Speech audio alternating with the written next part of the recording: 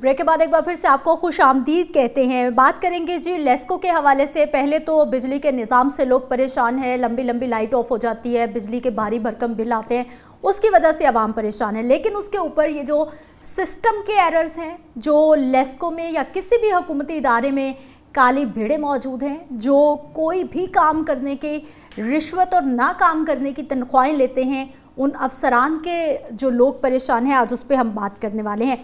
Eastern circle का ये मामला है, जिसे थर्ड सर्कल भी कहा जाता है। सबसे बड़ा सर्कल है, सबसे ज़्यादा कमाई ये करता है। बिलाल कॉलोनी है, शालीमार है, सलामतपुरा है, बाटापुर के इलाके इस सर्कल में फाल करते हैं।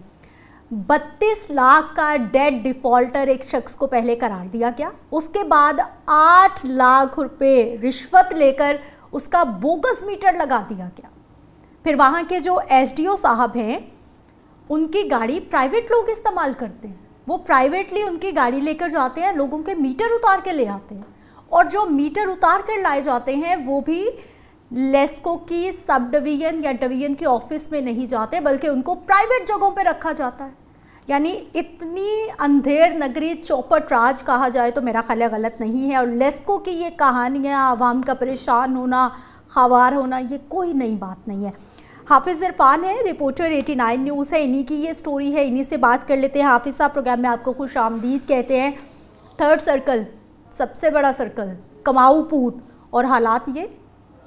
बहुत शुक्रिया आपका मधु करने का। बहुत अच्छी बात आपने की कि कमाऊ पुत, हाँ। जो कमाऊ पुत्र होता है वो माँ को सबसे ज्यादा अजीज होता है। असल में ये सबसे बड़ा सर्कल है लेस्को का, और यहीं से सबसे ज्यादा रेवेन्यू भी जो है वो इकट्ठा किया जाता है। यहाँ पर फैक्ट्रीज सबसे ज्यादा हैं, यहाँ पर हाउसिंग सोसाइटीज, अगर हाउसिंग सोसाइटीज की बात करूँ तो रूडा प्रोजेक्ट जो है उससे मुंसलिक जो सोसाइटीज हैं जो कि गैर मंजूर शुदा, वो भी उनकी तादाद भी इसी में ज्यादा है। एलडीए से गैर मंजूर शुदा सोसाइटीज भी इधर ही हैं। अगर आप बात करती हैं अमूरे कश्मीर, अमूरे कश्मीर एक ऐसी लैंड है जो कि राजा कश्मीर, कश्मीरी बहन भाइयों की अमानत है हमारे पास। वो तकरीबन 2400 एकड़ की अराजी जो है, तकरीबन उस पर 1200 एकड़ जो है उन पे हाउसिंग सोसाइटीज बनाई गई। और यहाँ पर सेंट्रल गवर्नमेंट की जो जगह है वहां पे भी इलीगल सोसाइटीज जो है वो मौजूद है।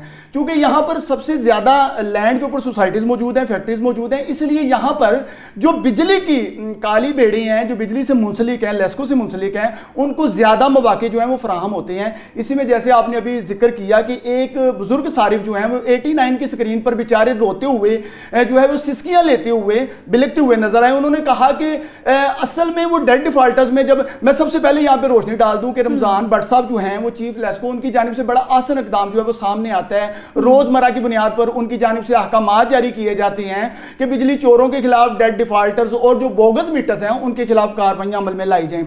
और यहां पर होता क्या है कि हेड ऑफिस से जो है वो टीमें निकलती हैं, 7 रेंजर्स की टीमें जो हैं उनको भी इंगेज किया जाता है, और साथ लेस्को की जो मुतलका सब डिवीजन है उनकी हसास इदारे, पुलिस की टीमें जो हैं, इनका भी टाइम जो है वो जाहिर है यहां पर स्पेंड होता है। और ये सारी टीमें जब मिलकर निकलती हैं, ये कोई भी ऑपरेशन करके वापस निकलती हैं, जो मुतलका सब डिवीजन है वहां पर काली बेड़े जिनका अभी आपने तस्करा किया वो सरे फहरस्त नजर आती हैं। जैसे ये टीमें ऑपरेशन करके जाती हैं, पीछे से ये जो काली बेड़े हैं ये मुतहरक होती हुई दिखाई देती हैं।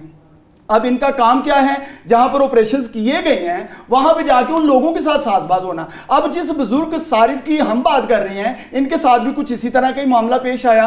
इनके साथ भी जब ऑपरेशन किया जाता है, 32 लाख रुपए का डेड डिफॉल्टर इनको करार दिया जाता है, और जैसे ही टीमें जाती हैं ऑपरेशन करने के बाद काली बेड़े जो है वो मुतहरिक होती हैं और मौके पर पहुंचती हैं, साजबाज होना, डीलें शुरू हो जाती हैं। इनसे बाकायदा जख्मों पे मरहम रखना एक तरह का कि हम, और ये अलग बात है कि वो उन्होंने जख्म कुरेद देने हैं उनके मजीद। जी, जख्मों पे मरहम की बजाय अगर आप कहें कि नमक डालना ज्यादा तकलीफ देने वाली बात जो है, वो 32 लाख रुपए का जो डेड डिफॉल्टर है उसको बाकायदा 8 लाख रुपए उससे वसूल कर लिए जाते हैं, इस मद में कि तेरी ये सारी क्लियरेंस करवा देंगे, मीटर जो है वो क्लियर हो जाएगा।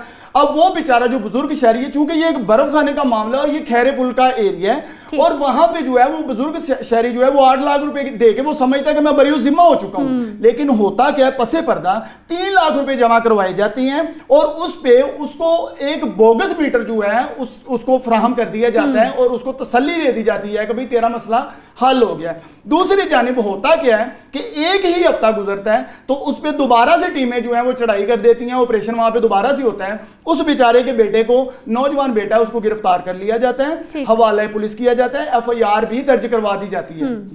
अच्छा काशिफ साहब, ये जो सारी बातें बता रहे हैं हमारे रिपोर्टर हाफिज साहब, सर हमारा क्या सिस्टम पे यकीन नहीं है? हम SDO के ऑफिस, एक्सियन के ऑफिस क्यों नहीं जाते? हम लेस्को के ऑफिस क्यों नहीं जाते कि हमें अगर कोई शिकायत हो गई है, हमारा कोई मसला पड़ गया है तो वहाँ पर जाकर उसका हल निकलवाया जाए? ये काली भेड़ों के हत्थे हम क्यों चढ़ जाते हैं? बड़ी अच्छी बात कीजिए आपने कि हम काली भेड़ों के हत्थे क्यों चढ़ जाते हैं। एक तो जी पाकिस्तान के अंदर मसला ये है कि लोग भी ये चाहते हैं कि उनका काम जो है वो किसी तरह अंडर द टेबल हो जाए।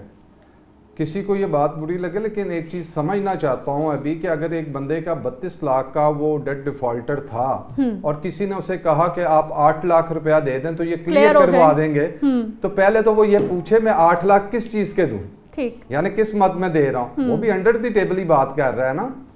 तो उसने वो 8 लाख रुपया दे दिया और इसके अंदर उन्होंने 3 लाख जमा करा दिया, बकाया की दिहाड़ी लगा दी। ये तो एक आम बात हो गई है। जिस तरह इन्होंने कहा जी प्राइवेट गाड़ियों में लेके बंदे जाते हैं, मीटर उतार देते हैं, तो हम ये हर महकमे में देखते हैं कि अगर आप पुलिस के देखें तो वहां पे भी जो टॉर्चर सेल्स बने हुए हैं, निजी टॉर्चर सेल बनाए होते हैं, लोगों को पकड़ लेते हैं। तो ये तो हुकूमत का काम है कि वो अपनी रिट को जो है वो कायम करे। खास तौर पे हम देखते हैं कि आम बंदा, SDO की आपने बात की, एक्शन की बात की, वहां तक पहुंच ही नहीं सकता। उनके नाम तो नंबर मीटर जो बिल आते हैं उनके ऊपर इनके नंबर भी दिए होते हैं कि किसी शिकायत की सूरत में जो है वो आप SDO से या एक्शन साहब से रब्ता कर सकते हैं। लेकिन वहाँ पे आप कभी भी फ़ोन करके देख लें तो वहाँ पे बात नहीं होती।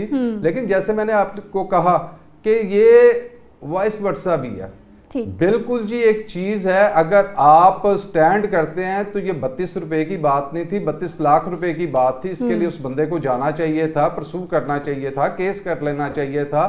एक्शन नहीं मिलता, SDO नहीं मिलता, एक्शन नहीं मिलता, SC के पास जाता, चीफ इंजीनियर के पास जाता, कहीं जाता है, सुनवाई लेता, कहीं अपनी जो चीज जमा कराई होती है, जब आप अदालत में जाते हैं तो आप कहते हैं मैं ये प्रोसेस करके आप तक पहुंचाऊं जी, तो वो भी अपनी चीजों को क्लियर करते हैं तो उनके केस के लिए बेहतर होता है। हाफिज साहब, ये जो SDO की गाड़ी प्राइवेट लोग इस्तेमाल कर रहे हैं, सरकारी रिसोर्सेज लोगों के मीटर्स उतार रहे हैं, फिर वो मीटर सब डिवीजन के ऑफिस में नहीं आ रहे, प्राइवेट जगहों पे रखे जा रहे हैं। इसके फुटेजेस भी आपके पास, हर चीज़ का सबूत मौजूद है। कोई पूछने वाला क्यों नहीं है? SDOs कहाँ पर हैं, एक्सियंस कहाँ पर हैं? असल में जो SDO हैं, SDO बाटापुर अब्दुल रशीद वट्टू, वो उम्रा की अदायगी के लिए गए हुए हैं। और जो कायम मकाम SDO हैं वो दफ्तर से निकलना पसंद नहीं करते हैं। वो दफ्तर से निकलेंगे, उनको मामलात की कुछ समझ आएगी। प्राइवेट अफराद को इसलिए ये गाड़ियां फराहम की जाती हैं ताकि इनको सहूलियात मुयसर होगी तो ये तमाम तर इलाके में जो है वो ऑपरेशन करते फिरेंगे अपनी मन मर्जी के साथ। होता ये है कि प्राइवेट अफराद जो बाकायदा 89 की स्क्रीन पे हमारे नाजरीन देख रहे हैं कि ये अफराद जो हैं ये बाकायदा SDO साहब की गाड़ी पे निकलती हैं और लोगों के मीटर कट कर रहे हैं। और होता क्या है, तरीका वारदात ये है कि ये मीटर उतारते हैं और जो सादा लो सार्फिन है, असल में ये होता क्या है कि जो बड़े मगरमच्छ है उनको हाथ डाला नहीं जाता है, आखिर में फंसता वही है जो छोटा सारिफ है। बिल्कुल वो बेचारे का जब मीटर उतर जाता है तो वो दौड़ता है सब डिवीजन के ऑफिस की जानिब कि वहां से जाके मेरा मीटर मिलेगा। मैं आज रात अपने बच्चों को, जाहिर है लाइट की प्रोवाइडिंग बहुत जरूरी है, तो मैं लाइट जो है वो अपने घर की अवेल कर सकूंगा।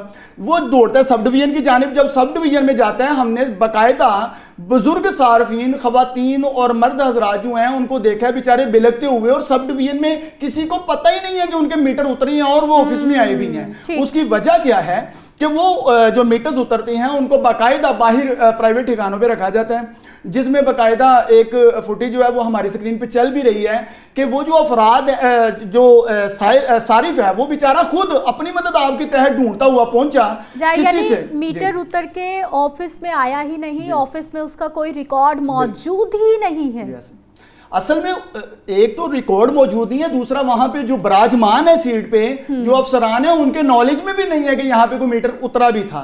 वो किसी मोटर मैकेनिक की शॉप पे मिलता है उस सारिफ को, बेचारा जाके वहां पे लड़ता है, झगड़ता है और बाद में उसको जवाब ये मिलता है जब तक मुझे बड़े साहब का ऑर्डर नहीं आएगा जो लेस्को ऑफिस में से, तो तब तक मैं ये मीटर नहीं दूंगा। ठीक है हाफिज इमरान, प्रोग्राम का वक्त इख्तिताम को पहुंच चुका है। आप दोनों मेहमानों से मैं इजाज़त चाहूँगी। बहुत शुक्रिया आप प्रोग्राम में शामिल हुए। लेकिन वाकई लेस्को की कारकर्दगी पर और बहुत सारी डिवीजन्स की कारकर्दगी पर बहुत बड़ा क्वेश्चन मार्क है कि हम महंगी तरीन बिजली इस्तेमाल कर रहे हैं और सहूलियात दिन ब दिन कम होती जा रही हैं, मसाइल बढ़ते जा रहे हैं। इजाज़त दीजिए, कल के प्रोग्राम में फिर मुलाकात होगी। अल्लाह निगहबान।